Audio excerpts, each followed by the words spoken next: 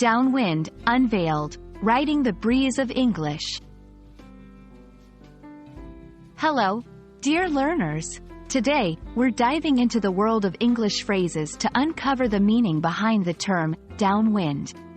By the end of this video, you'll not only understand what it means, but you'll also be able to use it in everyday conversation.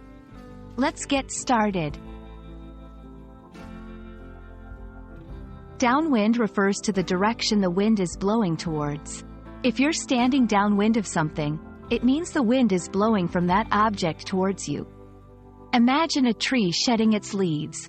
If the wind carries those leaves towards you, then you are downwind of the tree.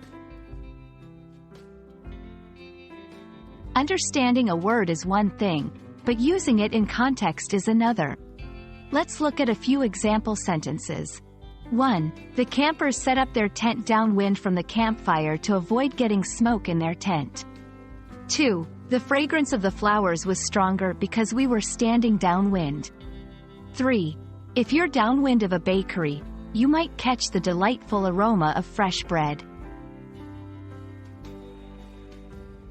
Sometimes, downwind can be used in more figurative ways. Here's an example: being downwind of a rumor. This suggests that you're the last to hear about some gossip or news because it took a while to get to you, much like how wind carries scents or sounds. To fully grasp downwind, it's helpful to know its opposite, upwind.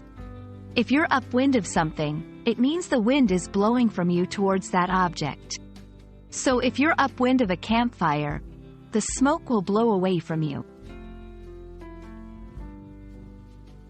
There you have it. You've just unraveled the meaning behind the term, downwind, and even learned how to use it in various situations. Remember, English is a breeze when you understand the nuances behind the words. Keep practicing, and until next time, happy learning!